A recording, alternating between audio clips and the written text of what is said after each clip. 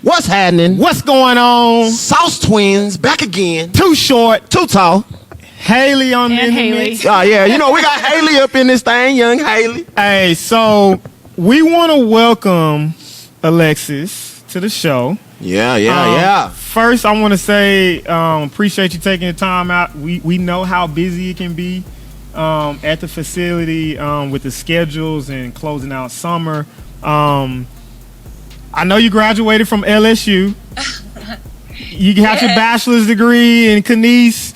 What is Revived with Alexis, and what did that look like from when you left LSU to where you are now? So when I originally left LSU, I graduated in kinesiology, and then I had a concentration in physical therapy as well.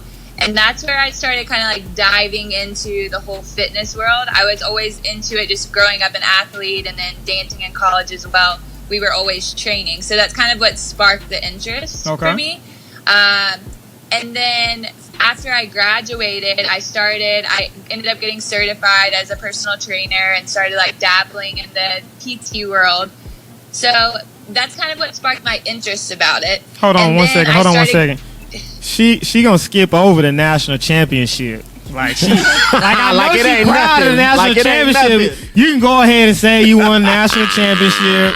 Just go ahead and put. Yes. Okay. So my time at LSU, I was on the LSU Tiger Girls. So it was like a national competitive dance team that we competed in. We always competed in jazz and hip hop. Okay. And we're pretty legit at hip hop. Okay. There we go. That was our niche. Yeah. So on my freshman year, we won the national championship. So that that's was pretty big. cool. Yeah, put that in there. Don't leave that As out. a freshman. Yeah, definitely. Definitely. So, yeah, I graduated from LSU in kinesiology, had a concentration in physical therapy. So, as I told you guys earlier, I worked for a physical therapist for a while who was also a spine specialist. And so, learned a lot from him. But I realized I didn't really want to go into the PT world just because it was a little bit too boring for me. Yeah.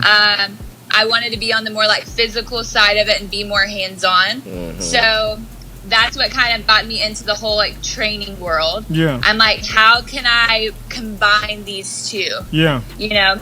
And so that's kind of what sparked the whole Revived with Alexis. It took me forever to like think of a nickname, and I'm like, what do I do? Like what? Yeah, I'm helping people, but like I like to fix people too. Yeah. And so it's like one day I was sitting down and it just like the word revived came in my head, and I was like, hold on, I'm gonna like look up the definition.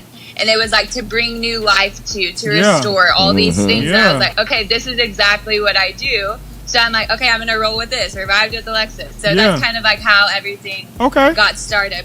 There you go. That's awesome. That's what's up, man. Cool. Yeah, and, you know, we follow you. So, like, you know, checking out, you know, you training the guys and the athletes and the general population, too, as well, right? Yeah. G-pop, okay.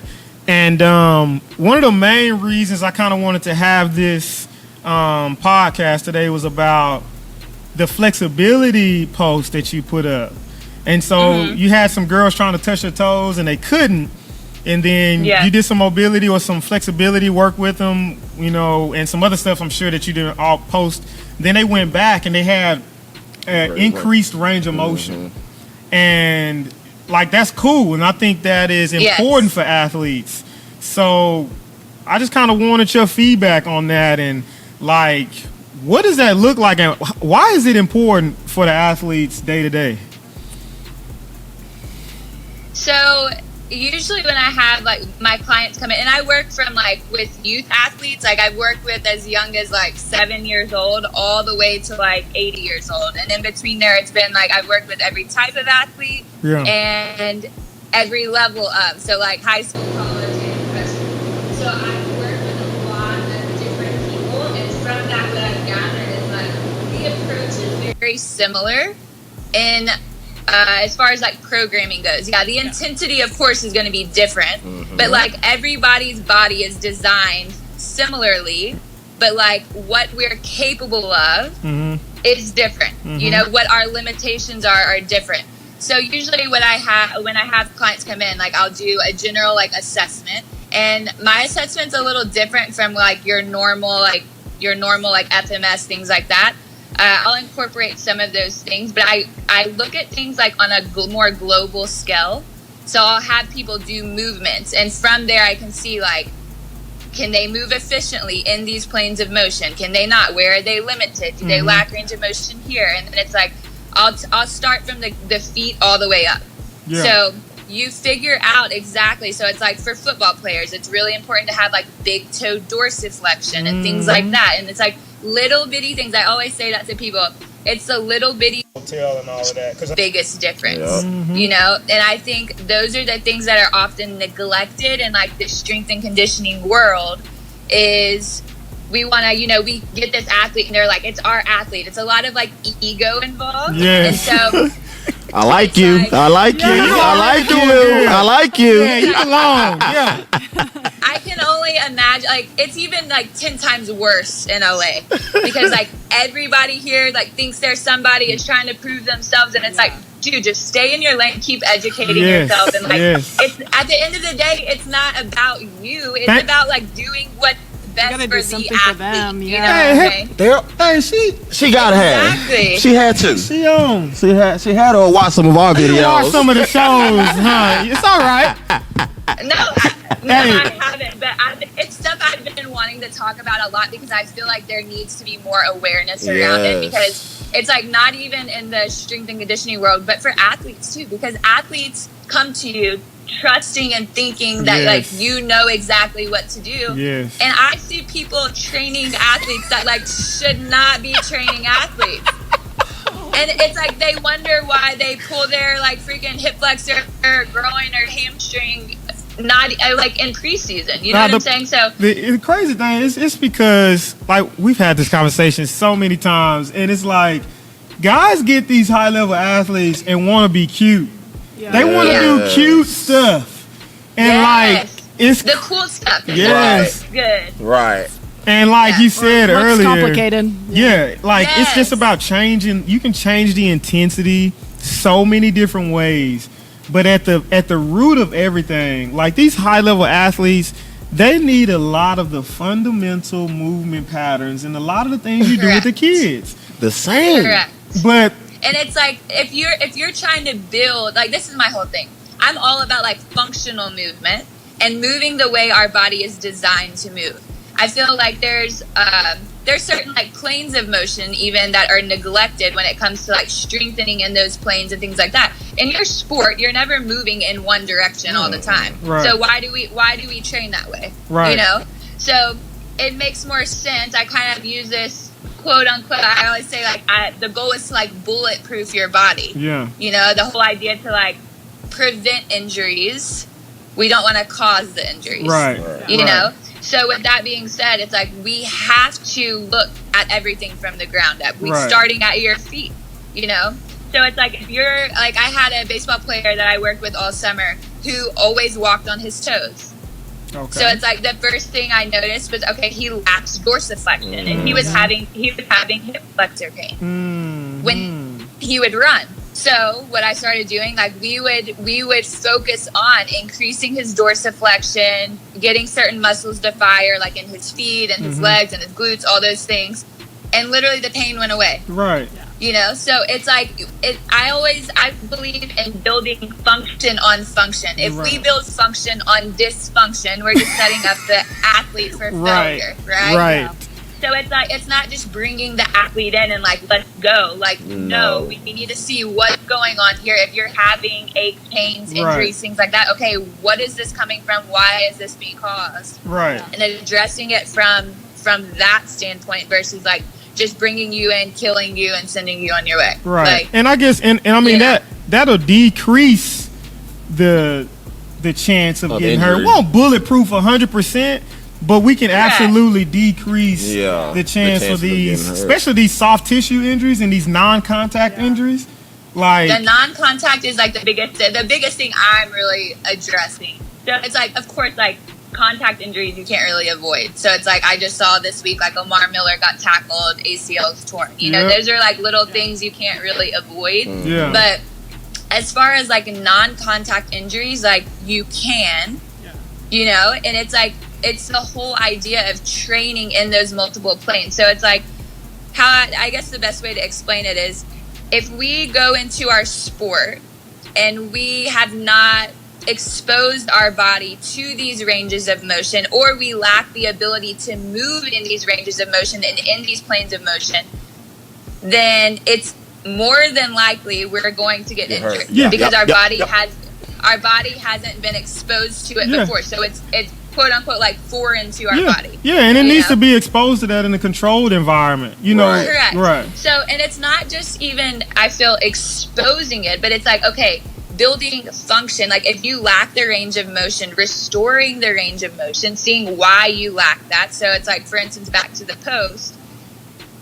Oftentimes people think because muscles are tight, it's because they're like overactive or they're strong, and that's not the case. No, those muscles tighten up because they're weak. Yes. And so it's our body's way of protecting us, because it's like, oh wait, hold up, no, like you can't do that. You're not ready for that. So it's like it tightens it up to like avoid us from doing those things. Right. You know? So it's like if we lack those ranges of motion and then we don't restore them, and then we're going into our sport and trying to move in these planes that we've never exposed and we've never like moved efficiently in, we have no strength in, you are going to get hurt. You're at a high risk for injury, you know? Yeah.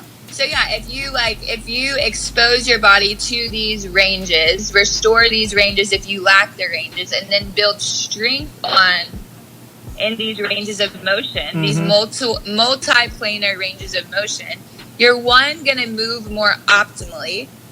And then moving more optimally, the more optimal you move, the more resilient your body is going to be. Yeah, no doubt. You know? Yes. So that's kind of the whole idea behind, you know, just like the assessing, the looking from the ground up, figuring out what this athlete or this client is lacking specifically, and then fixing those things. When you mention assessing, isn't it amazing?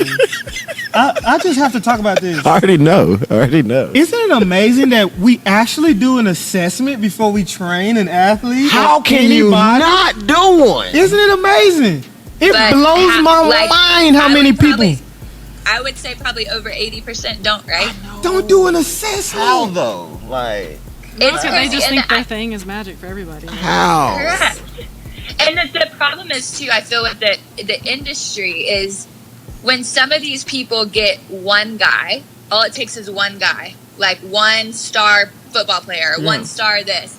Their whole business blows up, so everybody thinks this is the guy. Yes. This is the guy. Like, so everybody is training with this person, and then you look once they get in season, all their athletes are getting injured. It's like, hello, like we have to be more. It's not only the coaches have to be more aware, but like athletes. But they don't know. Yeah, the athletes don't know. That's what we're seeing. That's why they come to them. That's what we're seeing. We're seeing that high level athletes don't always know what it looks like, what it should look like when it comes to training. They don't know. A high level athlete like that is going to they're going to improve no matter what you do with them. So you have to know what works. You have to know what works for regular people, really. That's a good point, because we see a lot of times these high level athletes go work with people that don't know what the heck they're doing.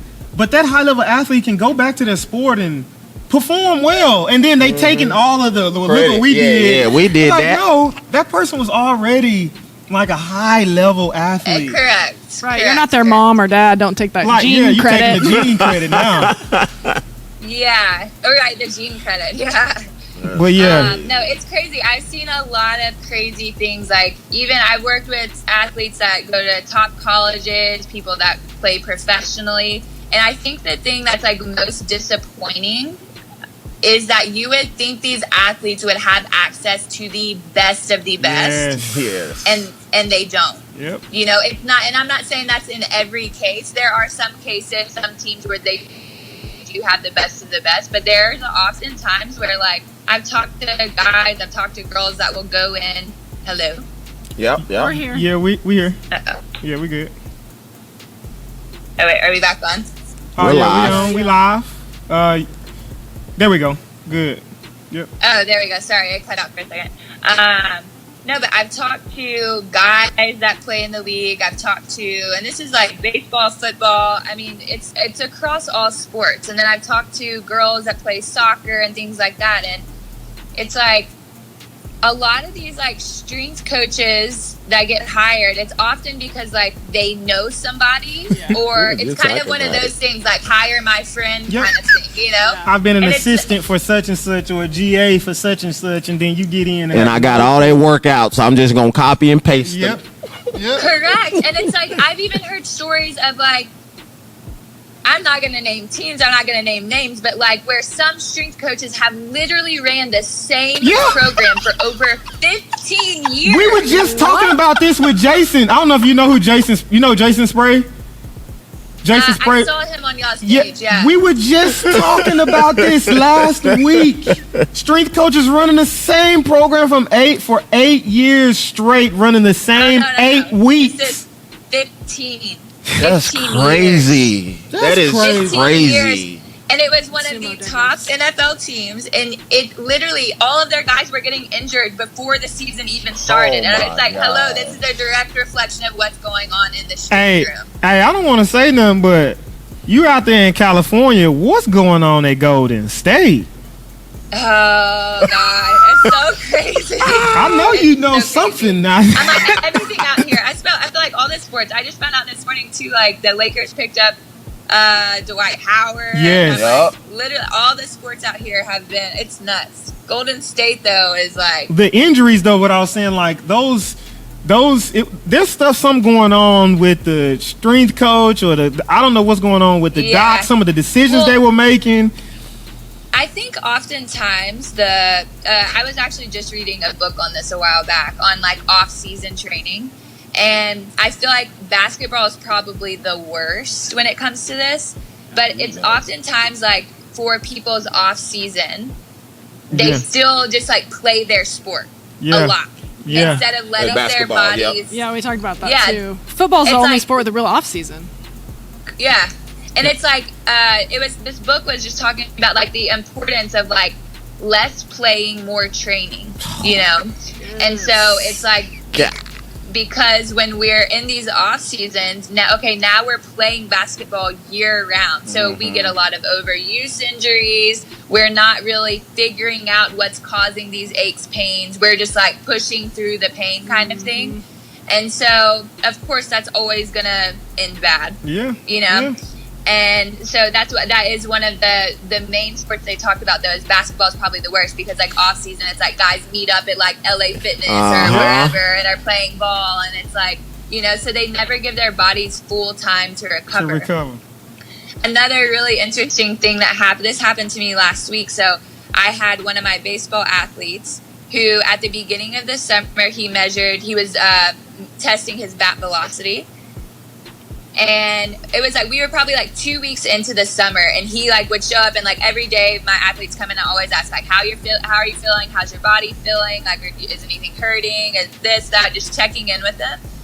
And so he was like, I just feel really tired. And I was like, okay, what exactly are you doing? I knew he was like practicing throughout the week. So his coach had him doing this batting program where he was having to swing different weighted bats for like literally like 4 to 5 hours a day. Like it was insane. Or I'm sorry, not a day. It was like two to three times a week. He was swinging like for 4 to 5 hours. Okay. And I was like, oh my God. I was like, your body is fatigued. Like you're not recovering. So I was like, how about this? I was like, why don't you get your PT or your doctor to write you a note saying that you can only do it for like an hour? And so he like looked at me, and I was like, just trust me. Yes. And he was like, okay, so he did it. So the end of summer was this past week. So he comes into our last session of the summer, and he was like, so get this. So he's like, we retested our bat velocity, and he was like, not only was I had the highest number, he was like, I had the biggest jump. He was like, everybody that did the bat program either stayed the same or went down. Yeah. Guess what recovery does for you? Wonders. Recovery, yeah. I was like, okay, I was like, if this is not a prime example of that, like, do less of your sport-specific stuff in your off-season. You know, like, focus more on the training and getting your That's body amazing. right and prepared for that. Because it's like, you've been swinging a bat since you were, 3-4 years old? Like, you're not going to forget how to swing a bat, you know? Right. So That's it's amazing. like, if you really focus on what's going to help you to swing harder, focusing on your hip rotation, getting your But he hips up wasn't on, even like, all swinging the bat for skill. He was swinging it for strength and power and velocity. Yes. Like, so that's It's crazy. It's very crazy. That is amazing. That's amazing. But yeah, it was a prime example of that, though. So it's like with basketball players, they're always, In playing the their gym. sport in the off season. It's like they're never allowing their bodies to fully recover because it's like that athlete mindset of always feeling like I have to do more. something. Like I need to Yeah. do more. I need to work harder. You know how And it so is. I've had. There's there was a pro soccer player I worked with this summer where he was one of those guys. He was like, if I would be like, okay, we're going to do this many reps instead of what we did the last set or whatever, he'd be like, no. He's like, don't take it easy on me. Don't take it easy on me. And I'm like, chill out. Right. Like, no, Yeah. this is for your own good. Like, he was going through some personal stuff. I'm Yeah. like, so once he listened to me, he was like, okay, I'm so happy I listened to you. He's like, my body actually feels way better. And I'm like, Yeah. see? Like, Yeah. But it's easy to get trapped in that mindset of like always feeling like I Doing have something. to like outwork my opponent or I Yeah. have to do more, I have to do this, and it's like honestly, recovery is where it's at. That's where it's Boy. at. Hey, That's where you make your gains anyways. Golly. I have to explain it to my parents too with the kids. They'll watch, sometimes if they're new, they'll like see us standing around in between sets and they're like, "You're not making them sweat or whatever," you know. Yeah, they don't know. yeah. They don't understand. know. Like, and that's They why I have think, no I don't know, we just idea. got to continue to try to educate our parents, educate our athletes, educate each other, have these conversations, Yeah. Correct. so Correct. that we can all get better. And I for think, sure. I don't know, I think that's important. Again, we want to thank you for coming on Yes, today. ma'am. I Of know you're course. busy. We need to have you back on. Yeah, because we there's got a- to. You one of us.